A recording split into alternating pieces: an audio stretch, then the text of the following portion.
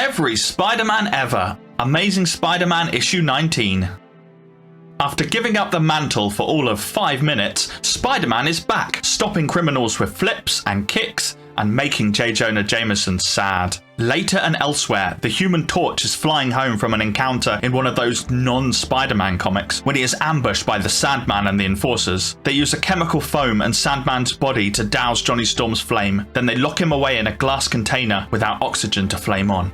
As Johnny languishes in that glass prison, things look up for Peter Parker. His aunt is well and making breakfast, and his classmates love Spider-Man again. As he leaves school, he spots Fancy Dan from the Enforcers. He follows him to a criminal hideout where he enjoys being able to easily win against those very criminals, dodging through lassos and singing songs. It's only the arrival of the police that puts a stop to the fight and lets the Enforcers slip away. Later, at the Bugle, Betty introduces Peter to the man she's been dating, Ned Leeds. But because everything is working out for him, Peter doesn't really mind. Not even an angry J. Jonah Jameson can affect him. Instead, he just shows up as Spider-Man to mock his boss. In search of the Enforcers, Spider-Man leans on an informant, but answers come way too quick and too readily, and Spidey suspects a trap. So he uses stealth to rescue Johnny. He hides in the shadows and crawls across ceilings, avoiding everybody on watch. He even has time to set up a camera, but he doesn't notice the sand resting on top of Johnny Storm's cell, and that quickly becomes the Sandman. Now fighting Sandman and the Enforcers, things are looking rough for the webhead. So, to even the odds, he flings himself at the glass of Johnny's cage and grants the Human Torch enough oxygen to live up to the torch part of his name. Together, the Human Torch and Spider-Man make quick work of the villains, working wonderfully together as a team. That is, until they wind up tangled up in a web together as the Sandman escapes. Luckily for our heroes, Sandy only escapes into the arms of police officers and surrenders so he doesn't have to fight our two heroes again. At the Bugle once more, Peter is able to cheer up Jonah a little with exclusive pictures of the previous fight.